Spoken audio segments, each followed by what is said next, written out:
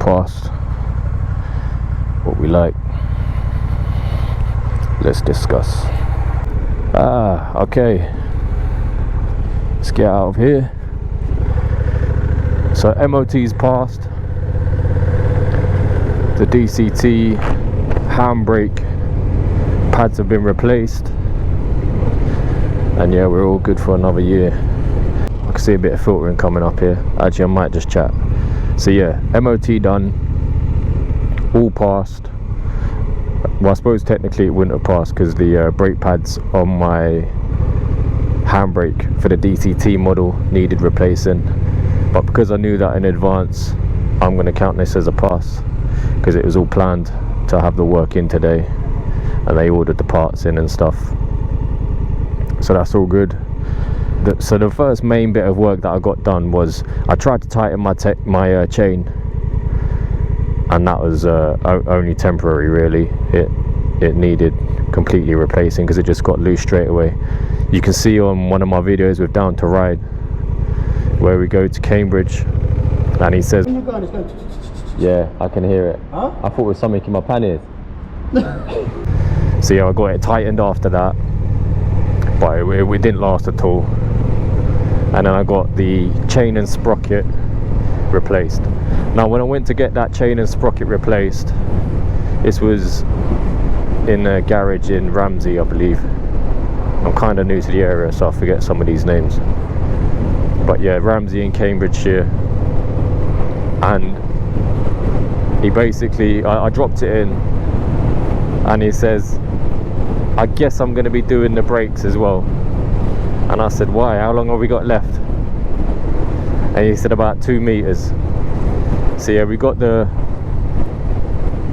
brake pads done on the front, but then I also needed the back tyre replaced. The reason I needed the back tyre was I probably had a little bit more time left. It wasn't great, but a few weeks before that, maybe a bit less than that, but a couple of weeks before that, I was on my way to my friend's wedding, trying to shoot up to Milton Keynes. You know them potholes that are just really long, and then once you're in them, you're in them. It's almost like you're like Scare Electric. See, I got on one of them, and then after that my tyre was basically, it looked pretty much torn. Oh, that looks nice. So that would have been at around about 14,000 miles, give or take. And then I've then got the recall come through, which obviously Honda Rebel owners, you'll all know about it. I'm going to chill for a bit so I can still talk properly. Yeah, so the recall come through, and I got that done at John Banks Honda, which is where I went today in Cambridge. And then with the health check that they done, the free health check, they obviously said that I needed my front tyre doing, which by this time was pretty obvious as well, because it was in quite bad shape. And I'm going to show you the cost. So it cost me today to get this MOT and the pads replaced, it cost me less than 60 quid. But I think that's not too bad.